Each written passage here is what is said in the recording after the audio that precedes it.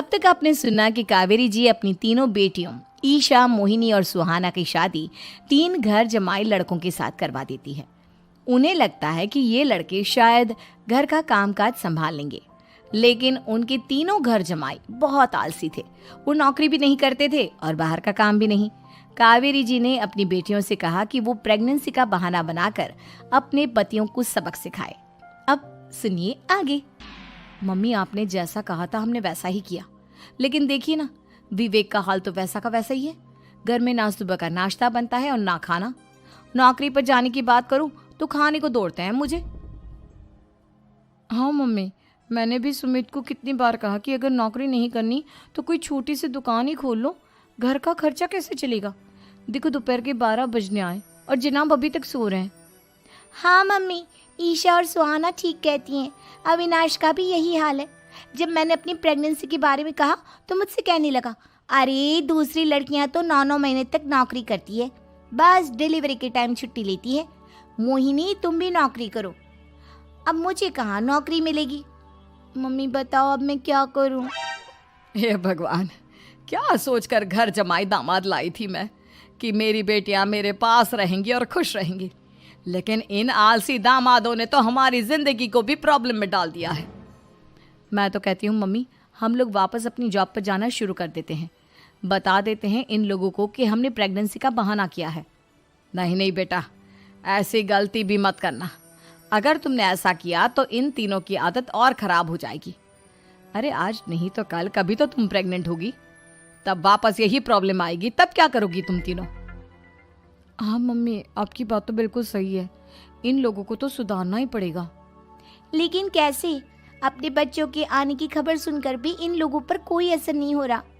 पैसे कमाने के लिए घर से बाहर निकलना ही नहीं चाहते ये तीनों। अब मेरे दिमाग में एक प्लान आया है। तुम तीनों चिंता मत करो, उन तीनों को बुलाओ, फिर मैं बात करती हूँ। थोड़ी देर बाद कावेरी जी अपने तीनों दामादों को सामने बुलाकर अपनी बात कहना शुरू करती हैं। अविनाश, सुमित और विवेक, देखो बेटा, मैं ना तुम तीनों से बड़ा प्यार करती हूँ, इसीलिए तो तुम्हें घर जमाई बना कर रखा है मैंने। अरे मम्मी जी, सीधे सीधे कहिए ना, क्या बात है? प्यार तो हम भी आपको बहुत करते हैं। अरे मम्मी जी, आपकी इज्जत भी बहुत करते हैं। अरे भाई, आपके जैसी सास और कमाने वाली बीवी सबको मिलती है क्या? हाँ मम्मी, विवेक और सुमित ठीक कह रहे हैं। आपकी बेटी से शादी करके मेरी तो ज़िंदगी ही अच्छी हो गई है। जानती हूँ मैं, और ये भी जानती हूँ कि तुम तीनों अपने अपनी बीवियों से बहुत प्यार करते हो। बेटा, बात ऐसी है कि हमारे कुल गुरु ने कहा है कि प्रेग्नेंट होने के बाद मेरी तीनों बेटियां शुरू के 4 महीने हमारे गांव में जाकर रहेगी, जहां मेरे चाचा जी रहते हैं। अरे लेकिन क्यों मम्मी, गांव में जाकर रहने की क्या ज़रूरत है इन तीनों को? वो क्या है ना बेटा, हमारे परिवार को एक श्राप है। अगर मेरी बेटियों ने यहाँ पर बच्चा पैदा करने की कोशिश की तो उनके बच्चों को कुछ भी हो सकता है। इसलिए अब से लेकर 4 महीने पूरे होने तक इन्हें गांव वाले घर में रहना पड़ेगा। हाँ तो इसमें प्रॉब्लम क्या है मम्मी जी? हम भी वहाँ जाकर रहेंगे, पिकनिक मनाएंगे। अरे भाई, बीवी जहाँ हम भी वहाँ। हाँ यार, आइडिया तो बहुत अच्छा है। शहर की ज़िंदगी में रह रहकर परेशान हो चुके हैं, अब कुछ दिन गांव में बिताएंगे। तुम लोग समझने की कोशिश क्यों नहीं करते? तुम में से कोई भी वहाँ नहीं जा सकता, और मैं यहाँ रहूँगी ना तुम तीनों के साथ। 4 महीने की तो बात है, उसके बाद ये तीनों ही लौट कर आ जाएंगी।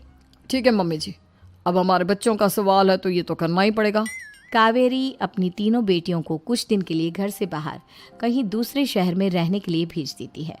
कुछ दिनों के बाद, अरे मम्मी जी, बहुत दिन से पिज्ज़ा नहीं खाया, मंगवाइए ना। क्या बताऊं बेटा, पहले तो बेटियां खर्चा दे देती थी क्योंकि उनकी नौकरी थी, लेकिन अब तो मेरे पास पैसे ही नहीं बचे।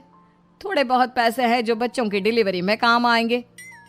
लेकिन मम्मी जी, आपकी बेटियों को वापस आने में तो अभी बहुत वक्त बाकी है। वही सोच सोच कर परेशान हो रही हूँ। सोच रही हूँ कल से दूध भी बंद करवा देती हूँ। अब दूध वाले को देने के लिए पैसे भी तो नहीं है ना। अरे नहीं नहीं मम्मी जी, अगर दूध भी बंद करवा दोगी तो मुझे चाय कहाँ से मिलेगी? और चाय के बिना मैं तो मर ही जाऊंगा। क्या करूं बेटा, इसके अलावा हमारे पास कोई ऑप्शन नहीं है। मेरे पास पैसे ही नहीं बचे। इस तरह कावेरी जी धीरे धीरे अपने तीनों दामादों को पैसे देना बंद कर देती हैं और घर में खाने पीने की चीजें लाना भी बंद कर देती है। अब वो तीनों बुरी तरह से परेशान होने लगे थे और इसलिए एक दिन तीनों प्लान करके घर से बाहर निकलते हैं और बाजार में जाने के बाद यार अच्छा खाना खाए हुए कितने दिन हो गए, पता नहीं कब अच्छा खाना मिलेगा। हमारी बीवियों के जाने के बाद तो हमारी हालत भिखारियों जैसी हो गई है यार। कुछ भी हो, मुझे तो आज पिज्ज़ा खाना ही खाना है। जेब में 1 रुपया नहीं है और पिज्ज़ा खाएगा, कहाँ से आएंगे पैसे? अरे देख वहाँ सामने बोर्ड पर क्या लिखा हुआ है, कंप्यूटर पर काम करने के लिए एक आदमी की आवश्यकता है। भाई मैं तो जा रहा हूँ, काम करूँगा और शाम तक पैसे लाकर आराम से पिज्ज़ा खाऊंगा। जा जा, तुझे कोई काम नहीं देने वाला, हम तो घर जा रहे हैं। चल भाई सुमित। सुमित और अविनाश वहाँ से चले जाते हैं और विवेक उस कंप्यूटर शॉप पर सारा दिन काम करके 5,000 रुपये कमा कर घर लौट कर आता है और अपने खाने के लिए अच्छी अच्छी चीज़ें भी लेकर आता है। ये देखकर विवेक और सुमित के दिल में भी कुछ पैसे कमाने की इच्छा जागती है। अरे सुबह सुबह कहाँ चल दिए तुम? मम्मी जी एक बहुत अच्छी जगह मिली है, कंप्यूटर पर काम करने के 5,000 मिले थे कल मुझे। अगर रोज़ काम करूँगा तो पूरे 40,000 की तनख्वाह। अरे वाह, ये तो बहुत अच्छी बात है दामाद जी, आपको जाना ही चाहिए।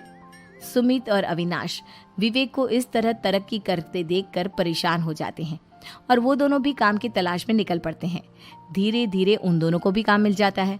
अब कावेरी के तीनों दामाद छोटी मोटी नौकरी करके अच्छा पैसा कमाने लगे थे।